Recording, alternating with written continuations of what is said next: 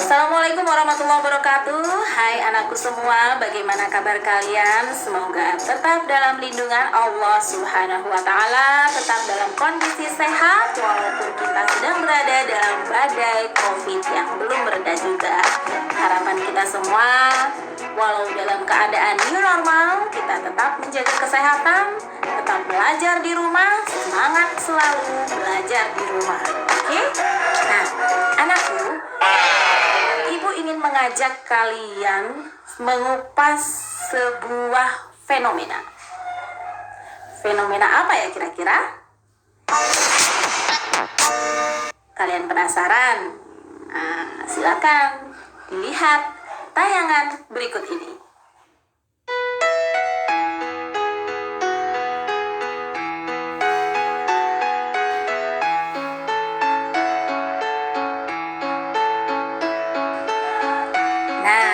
Anakku semua, setelah kalian melihat dua gambar tadi, kalian tentu akan berpikir dua gambar tadi itu kira-kira menggambarkan apa? Ya, benar sekali. Gambar yang pertama itu menampilkan sebuah fenomena sosial yang sedang hangat sampai hari ini, yaitu tentang peristiwa mewabahnya virus COVID-19 atau yang kita kenal dengan istilah corona. Kemudian gambar yang kedua adalah sebuah tampilan fenomena alam, yaitu musibah, bencana, gempa bumi. Kira-kira apa hubungan gambar tadi terhadap sesuatu yang akan kita bicarakan berikutnya?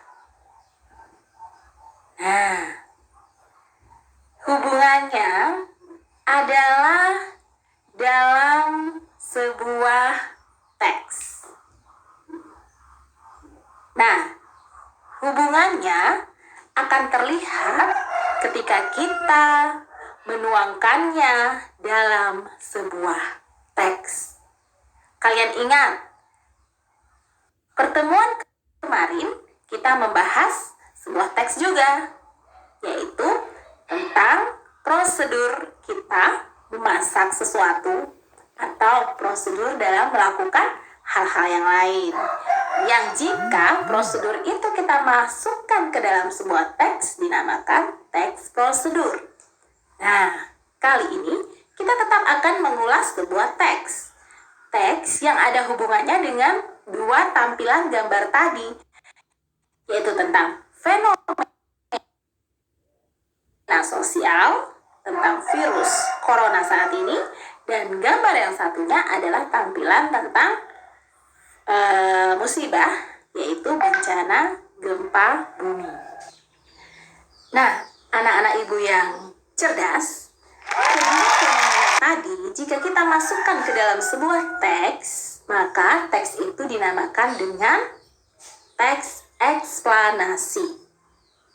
Ya, teks eksplanasi itu di dalamnya adalah sebuah teks yang menjelaskan terjadinya proses fenomena alam atau fenomena yang ada hubungannya dengan gejala-gejala sosial.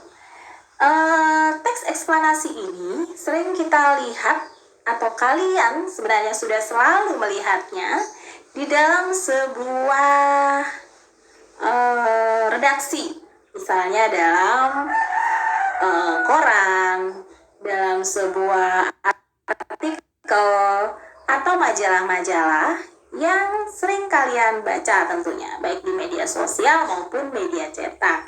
Banyak sekali para wartawan atau para penulis yang menuliskan tentang fakta-fakta atau fenomena alam maupun kejadian-kejadian yang ada hubungannya dengan fenomena sosial. Jadi itu sebenarnya adalah teks eksplanasi. Sudah tidak asing lagi bagi kalian tentunya. Ya, pertanyaannya sekarang adalah mengapa orang-orang menulis teks eksplanasi? Ya, Tentu saja jawabannya adalah untuk menjelaskan sebuah peristiwa itu terjadi. Bagaimana peristiwa itu terjadi, mulai dari runtutan dari awal kejadiannya hingga pada akhirnya menjadi sebuah proses yang layak untuk kita ketahui.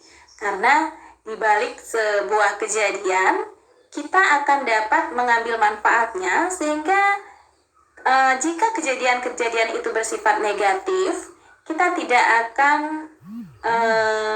kita akan berusaha untuk mencegah peristiwa-peristiwa itu untuk kembali terjadi.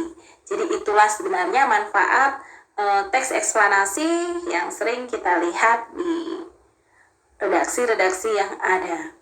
Di berita, di televisi pun sering sekali kita menonton kejadian-kejadian sosial, kejadian-kejadian alam yang tentunya itu berawal dari sebuah teks pada dasarnya, kemudian dibaca oleh para presenter di televisi.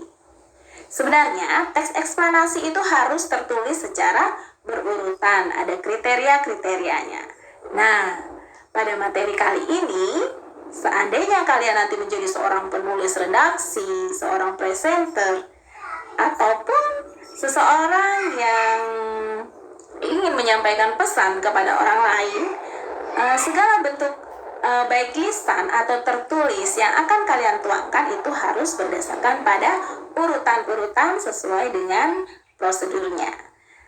Kira-kira kalian ingin tahu seperti apa urutan dalam menulis teks eksplanasi itu?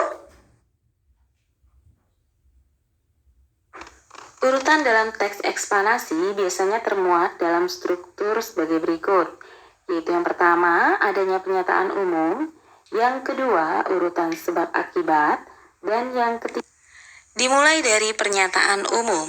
Pernyataan umum biasanya berisi pembahasan sebuah topik yang menjelaskan proses-proses terjadinya fenomena gejala alam atau gejala sosial yang akan digambarkan. Tahap selanjutnya adalah urutan sebab akibat. Di dalam urutan ini terdapat detail penjelasan mengenai proses terjadinya sesuatu, disajikan secara urut atau bertahap dari paling awal hingga paling akhir, bagaimana sebuah kejadian itu terjadi. Misalnya bagaimana proses gempa bumi, bagaimana proses COVID bisa menyebar sampai saat ini. Selanjutnya, yang terakhir adalah tahap interpretasi. Pada tahap ini berisi simpulan mengenai topik yang telah dijelaskan dan biasanya berisi sedikit solusi untuk menghadapi gejala alam maupun gejala sosial yang terjadi. Dalam teks eksplanasi juga terikat oleh kaidah kebahasaan, di antaranya fokus pada hal umum, bukan partisipan manusia. Misalnya membicarakan tsunami, banjir, corona, dan peristiwa alam atau gejala sosial lainnya. Kemudian, menggunakan istilah-istilah ilmiah.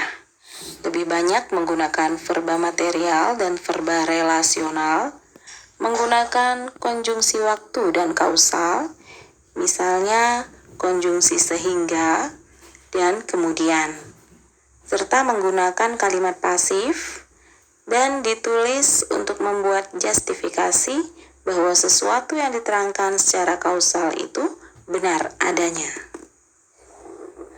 Oke anakku, setelah kalian memahami sebuah teks eksplanasi, setelah mempelajari teks eksplanasi, semoga bisa mengambil hikmah dari apa yang sudah ada di dalam sebuah eksplanasi. Karena di eksplanasi tentunya berbagai fenomena alam, berbagai gejala sosial dikupas tuntas di sana. Jadi setelah mempelajari sebuah fenomena alam, misalnya kalian bisa mensyukuri bahwa betapa luar biasanya karunia Allah sehingga bisa menciptakan sebuah fenomena-fenomena yang terjadi di alam. Ataupun misalnya gejala sosial, fenomena sosial yang kalian lihat itu nantinya apabila berdampak negatif tentunya bisa menjadikan kita untuk lebih mawas diri, untuk lebih mengontrol diri dan mencari solusi apa yang seharusnya akan kita lakukan setelah tahu bahwa hal-hal kejadian fenomena sosial yang terjadi itu mungkin memiliki dampak negatif sehingga hal-hal tersebut tidak akan terjadi kembali. Oke anakku, Sampai di sini dulu Ibu menemani kalian dalam mengulas sebuah fenomena alam. Kita bertemu lagi pada materi selanjutnya. Sampai jumpa. Semangat terus belajarnya, semangat terus menuntut ilmu walau di rumah saja. Assalamualaikum warahmatullahi wabarakatuh.